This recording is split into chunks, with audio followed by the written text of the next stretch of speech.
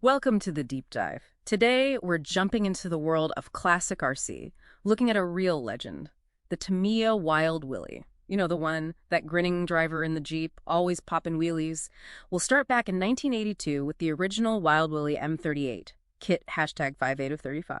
It was pretty groundbreaking, basically designed as a stunt vehicle, famous for those wheelies and, well, just bags of character. But then, jump forward 17 years to 1999. Tamiya brings out the Wild Willy 2, and here's the interesting part. It wasn't just the same kid again. Not at all. And that's what makes this such a great topic for a deep dive. We're not just comparing parts lists. This is really about how an icon gets, well, reimagined.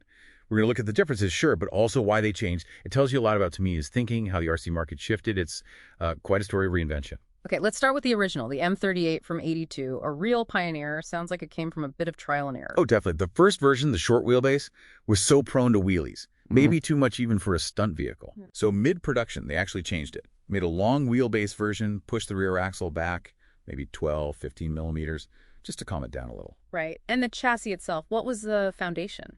Okay, so the M38 used a bathtub chassis, basically a deep tray holding everything. But the key thing was how it was reinforced. Lots of aluminum tubes, pressed steel plates. Wow, sounds pretty substantial. It really was. Almost over-engineered, you might say. Bolted together, quite complex, very typical of Tamiya's early stuff, that detailed model-making focus. Okay, fast forward then. October 1999, Wild Willy 2 arrives, built on the WRO2 chassis. That stuff is different. Totally different approach. Yeah. The WRO2 was a standard platform. TIA used it for other fun models too. The VW Type 2 bus, some of those comical buggies. I remember those. So the WRO2 is this ABS plastic monocoque. The frame and body structure are kind of one unit, strong, light. And mostly plastic. Almost entirely. It's about strength, yeah, but also lightweight, and importantly, manufacturing efficiency. Parts commonality across different kits. A huge shift from the original's metal-heavy bespoke design. Does plastic mean lower quality, though? That's often the perception. Well, that's a good point. But by the late 90s, things had changed. Quality wasn't just about heavy materials. It was about performance, durability, how well it worked. This plastic chassis was tough and, frankly, better suited for the bashing and wheelies. Makes sense. Okay, how do they handle, let's talk suspension. The M38's was unique. Yeah, unique is a good word. It had independent double wishbones at the front, pretty standard, lets each wheel move on its own. But the rear was a rigid axle. So like a solid bar connecting the wheels. Exactly. And crucially, no real dampers, just coil springs. So it bounced a lot. It gave that signature wild, bouncy, sometimes uncontrollable ride. A real handful, but kind of fun in its own way. A brawling handful, I think I read somewhere. So for the Wild Willy 2, did they keep that wildness or tame it? They definitely tamed it. The Wild Willy 2 got fully independent suspension on all four wheels, double wishbones all around. And dampers. Yep. Plastic coil-over-friction dampers as standard. Not oil-filled like high-end race shocks, but they provide damping through friction. Much better control, more stable, especially on rough ground.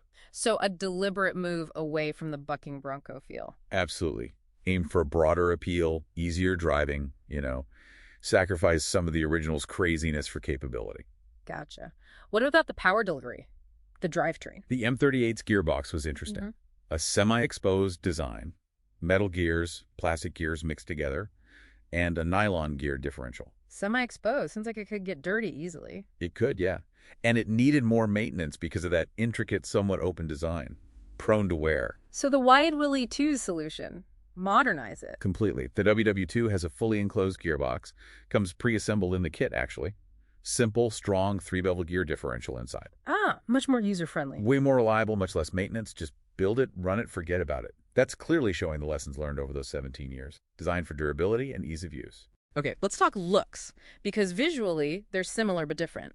The M38 body, that was a proper Willys M38 military Jeep, right? 6 vertical grille slats. Spot on. A faithful scale model of the Willys M38. But the Wild Willy 2. See, this is clever. The WW2 body looks very similar, but count the grille slats. There are only 3, and they're horizontal. Huh. Why the change?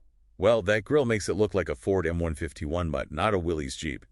It was almost certainly a smart move to avoid brand licensing issues and costs with Willys or Jeep.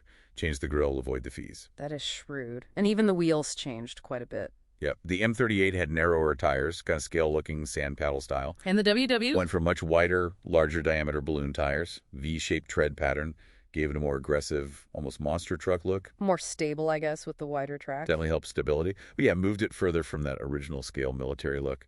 Even the little wheelie bar changed from just bent wire on the M38 to a proper molded plastic one with a little roller wheel on the WW2. Smoother wheelies. So pulling it all together, what's the big picture here for you, the listener?